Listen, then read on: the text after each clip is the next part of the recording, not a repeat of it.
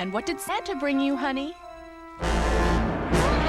For most, Christmas is the most wonderful time of the year. Everyone's in a good mood for most of December, and no matter how bad things are at the time, whether you've just lost your house, got done for fraud, or even bet all your money on a footy game and lost it all, nothing can really bring you down, and for a long time I felt like that. But then came the day that not only ruined the month of December for me, but also killed off one of my favourite video game franchises of all time. Let's roll the clock back to the 6th of December 2016. I was 15 at the time, and for being such a good lad all year, my mum said that she'd get me a game early for Christmas. Me being naive and a stupid twat, I asked her for Dead Rising 4. I remember being so hyped for Dead Rising 4. It hadn't actually been a long time since the last Dead Rising game, with Dead Rising 3 only coming out 3 years prior, but fans were hungry for a classic Dead Rising experience, and what better way to market that the franchise was going back to its roots than to have Frank West reveal himself as the main protagonist. He's back! He's back!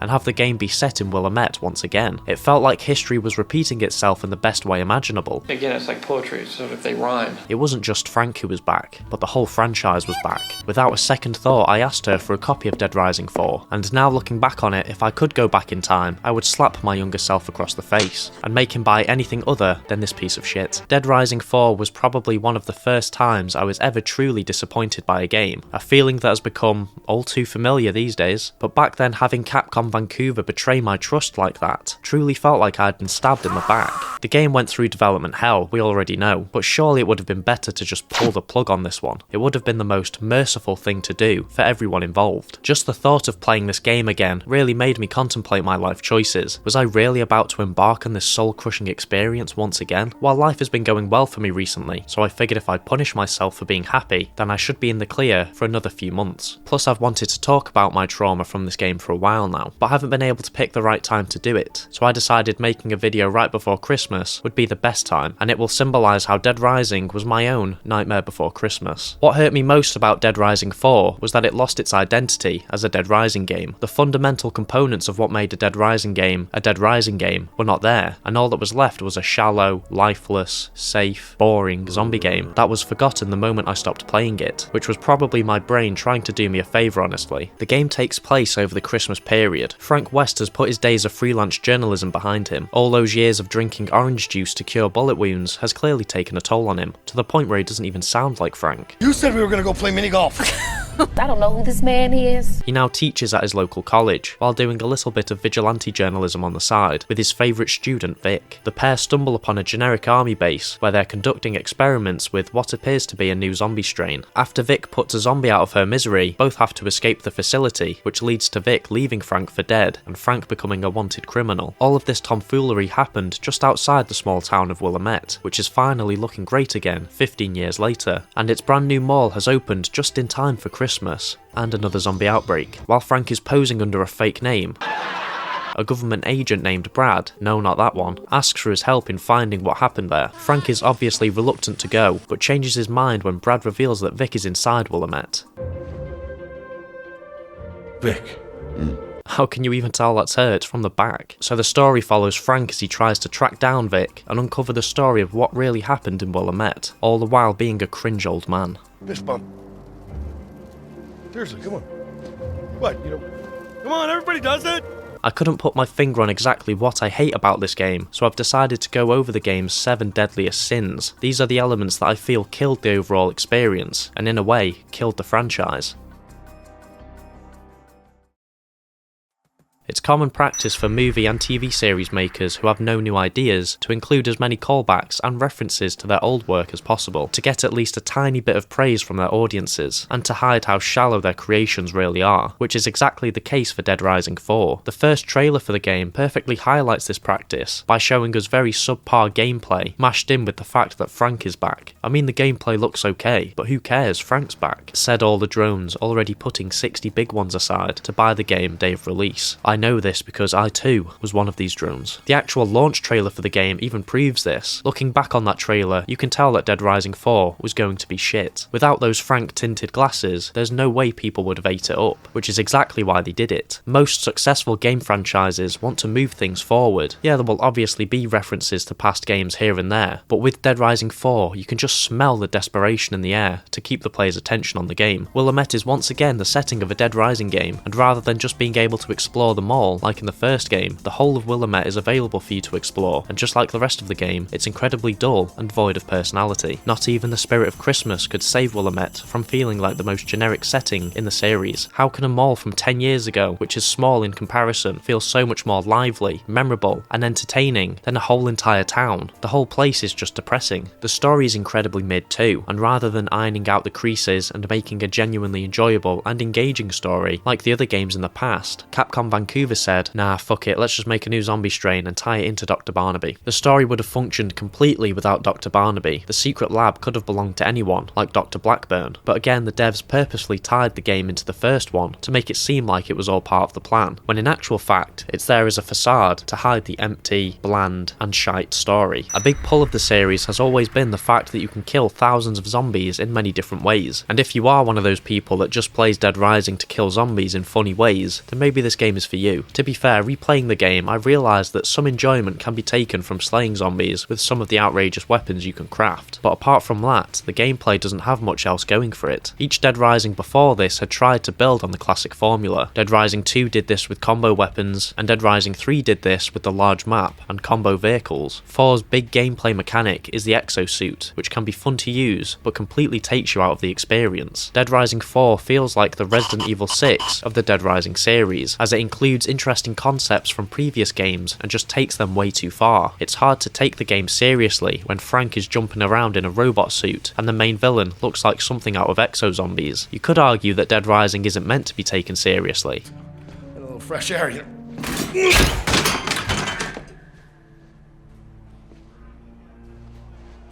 I really thought that would work.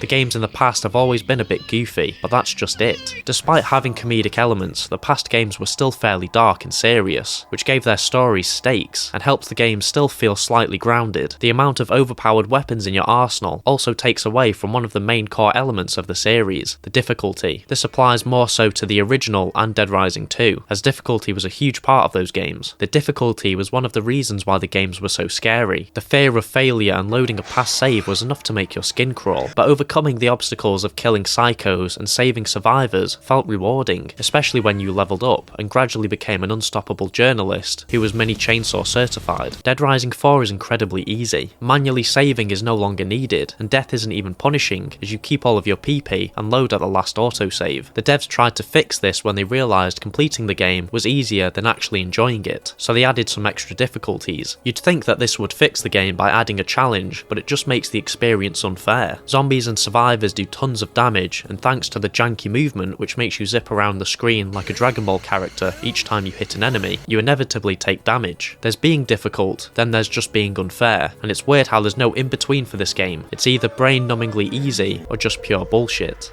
Not again. Survivors are so easy to rescue too. Back in the day, saving survivors felt like a true achievement, considering how brain dead some of them were, and now all it takes to help a survivor is kill some zombies and you're done. Or you just move them slightly out of the way from zombies and then you're done. It's made even easier by the fact that you can't damage friendly survivors anymore, so you can literally shoot an RPG at them, killing all the zombies, and then you're done. This was such a stupid feature to leave out. How are you meant to punish survivors if they don't have the fear of death in the back of their minds? The game holds your hand way too often with these features, making failure impossible, and yet the one feature I wanted to hold my hand didn't, which was the minimap. This might genuinely be the worst minimap I've ever seen in a game. The arrow is useless, as it doesn't tell you how to actually get to your destination, rather it just points you in the general direction. This shit made me miss the guide arrow. Because I didn't know what I had until it was gone, alright? Didn't know what I had. All the other features are just bland. Since Frank is back, you are able to take pictures again, which is actually used to progress the story, as opposed to just being used as a PP farmer. You can also take selfies, which makes Frank look like a mega pedo. There's just no personality with these mechanics, which leads into the next sin. Dead Rising games of old had aspects about them that made them stand out from other zombie games. From the original even to number 3, there were certain elements that let you know you were playing a Dead Rising game, but 4 is completely and utterly generic. If you took Frank out of the game, and Willamette wasn't actually Willamette, you could convince someone that this wasn't a Dead Rising game. It has to rely on zombie killing to entertain, but that was only ever the tip of the iceberg with classic Dead Rising games. For me, the best part of Dead Rising was always the psychos. These unhinged and colourful characters stay in your mind thanks to their personalities, memorable lines,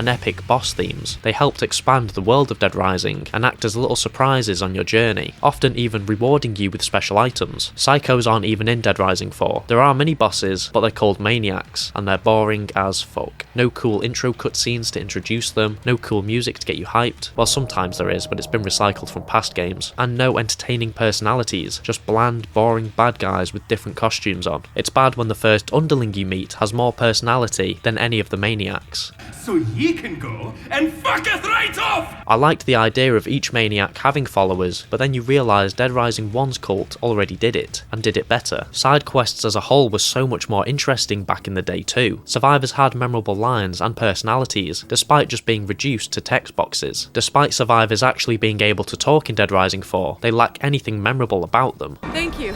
I'm getting out of here. Side scoops don't even have their own names anymore, they're all just labelled as events, and all these events boil down to destroying a tower or saving survivors. These are pretty repetitive anyway, but what makes it even more painful is the fact that even after you complete one, it will pop up again and again in the exact same spot, which just led me to ignore them after a while. Wait, a survivor needs help? No, I can't be fucked with that, sorry. Like I said before, Willamette has nothing going for it. You'll rarely ever find yourself straying away from the story, because nothing jumps out at you. Capcom Vancouver tried to paper over this emptiness by littering the world with collectibles such as blueprints, mobile phones, and, wait for it, newspapers. Even just the smaller things that helped elevate the games in the past are not present here. Dead Rising 1 and 2 are so iconic for certain stylistic choices. Certain graphics and sound effects have become synonymous with the series, like Frank's weirdly sexual lines of dialogue when he takes a good picture, but there's nothing like that in 4. Taking photos is boring, interacting with survivors, good or bad, is boring, and item management is boring. Dead Risings of old had iconic musical scores. Most songs on each soundtrack either kicked ass and got you pumped for a fight, or were so haunting they shook you to the core. Dead Rising 4 has none of that. Besides from the recycled tracks, the only thing that is recognisable is this really annoying audio sting that plays before every cutscene, and once you notice it, a little bit of you dies inside.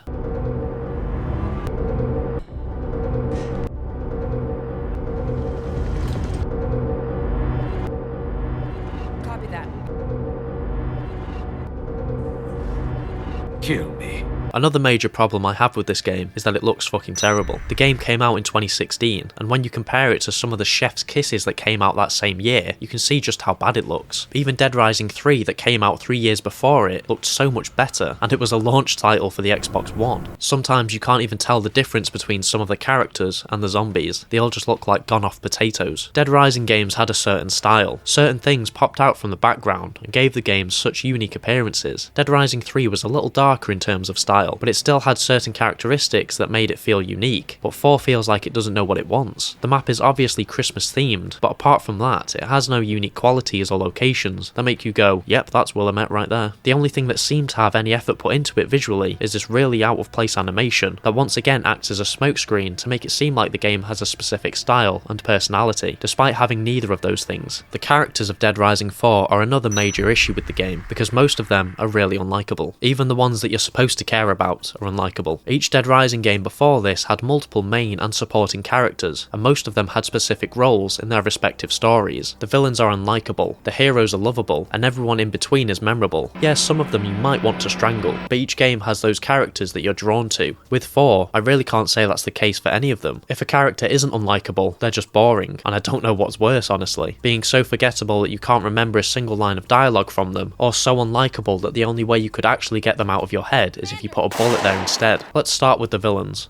They're terrible. Tom, Calder, and Fontana are the named enemies, along with hundreds of generic unnamed soldiers and survivors. Fontana is the one that we spend the most time with, but she just feels like the other generic army soldier bosses that we've seen in the past. Except Boykin, he is the only exception to this trope. Tom is probably the most hilariously bad villain in the game, because we literally interact with him twice. He is the game's twist villain, and it's meant to come as a shock to you that he has betrayed some of his group. But like I said, we see the guy twice. Twist villains like Sullivan and Red worked because we spent a lot of time around them, so when they betrayed their groups, it at least felt impactful. But who honestly gives a shit about a character we barely even see? Calder is the main villain of the game, and one of the weirdest in the series, as he is a smart zombie with the ability to talk, though he does just use this gift to sound like Riddler. Best to make it into the vault.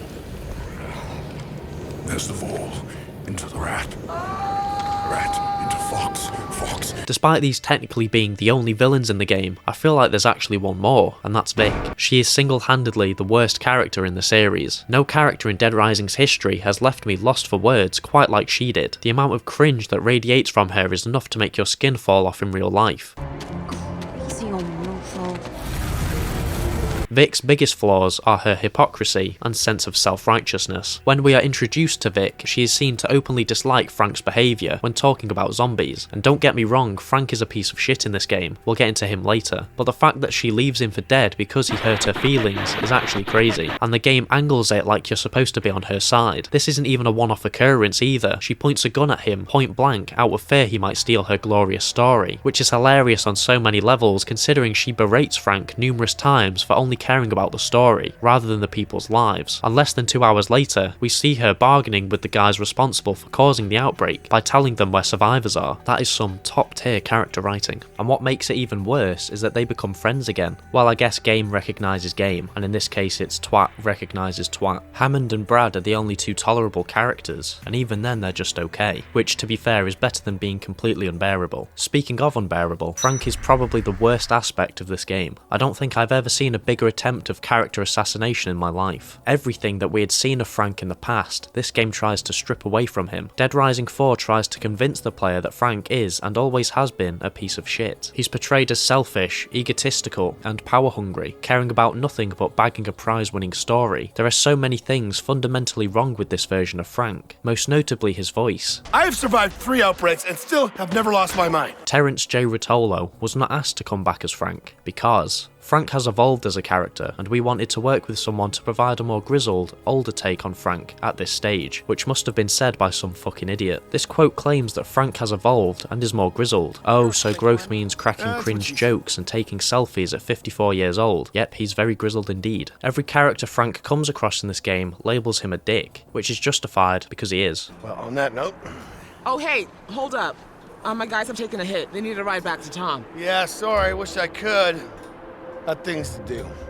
But the Frank I know never acted like this in the past games. The game acts like Frank's ego is a base character trait for him, but he's never come across like that before. In the first game, Frank may have been interested in bagging a big scoop and getting his name put in lights, but that was not the be-all and end-all of his character. How many times would Frank willingly put his life at risk to help others? Not just the survivors you can decide to save, but even in the story, he worried about the safety of Brad, Isabella, and Jesse. Oh yeah, and death was all just one big game to Frank. He didn't care about anyone but himself.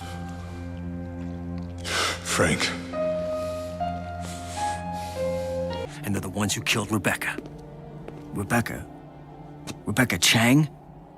She's dead? And sometimes you run out of prisoners. Or the homeless. Or missing people. He never came across as egotistical, he was just all about the grind, and yet 4 doubles, triples, and quadruples down on the idea that Frank is a piece of shit. How are you meant to care about a game's story when you don't even like the main protagonist? When they killed him off at the end, I was actually glad they put that sorry bastard out of his misery. Well, that was until...